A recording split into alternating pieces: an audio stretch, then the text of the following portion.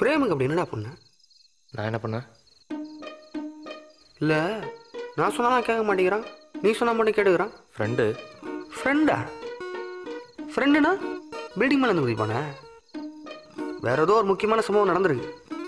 நீ அவன் உயிரை காப்பாற்றுற மாதிரி ஏதோ ஒரு சம்பவம் நடந்திருக்கு. அதெல்லாம் ஒன்றும் இல்லைடா. அவனுக்கு இன்ட்ரெஸ்ட் இல்லைன்னா விட. பக்ஸு, அவ்வளோ பெரிய மேட்டர்லாம் ஒன்றும் இல்லை பக்ஸு. ஏண்டா அப்போ நாங்கள் தெரிஞ்சுக்கூடாதா? அப்படி ஏதாவதுனா பரவாயில்லப்பா, விட்டுரு.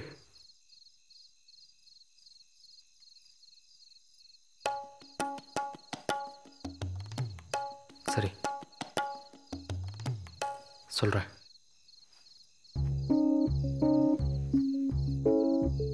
அப்போ நம்ம 10th ஸ்டாண்டர்ட் படிச்சுட்டு இருந்தோம். Public exams.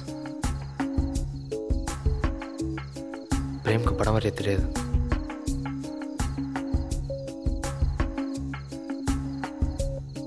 அவனோட எல்லா ரெக்கார்ட் நோட்ஸ்லேயும் நான் தான் படம் வரைஞ்சி கொடுத்தேன்.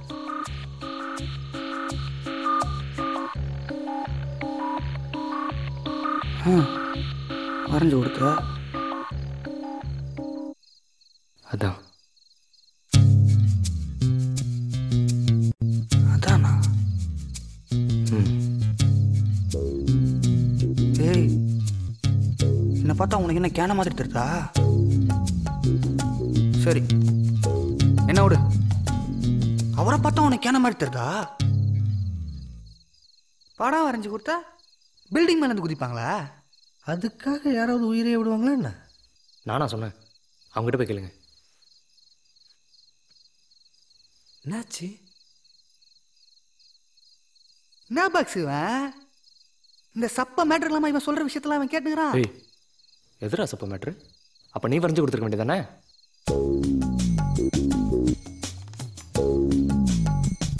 என்னாச்சு பக்ஸு? 2 நாளாக எதுவுமே சரியில்லை பக்ஸு. தம்பி, 2 நாள் இல்லை, மொத்தம் 3 நாள். நாளைக்கு இருக்கு. இல்லை பக்ஸ், எனக்கு என்னவோ காலைல தூங்கி எழுந்ததும் சரியாயிருன்னு தோணுது. டாக்டர் தான் ஒரு 2 நாளில் சரியாயிருன்னு சொல்லியிருக்காரு. இன்னைக்கு அவன் நல்லா தூங்கி எழுந்திரிச்சாலே போதும். சரி, அப்போ எல்லாம் போய் நல்லா தூங்குவோம். ஃபுல் எல்லாருமே தூங்கியாச்சுன்னா இவனை யார் பார்த்துக்கிறது? ஓ, அப்போது நீங்கள் பார்த்துக்கோங்க. நானா? ஆமாம், நேற்று நைட்டு ஃபுல்லாக நான் பார்த்துக்கிட்டேன். ரிசப்ஷன் ஃபுல்லாக சரஸ் கூட இருந்தான். நீங்கள் தான் சும்மா இருந்தேங்கிறியா? அப்படி இல்லை பக்ஸு. நிப்பாட்டு, நீ தூங்கு, நான் பார்த்துக்கிறேன்.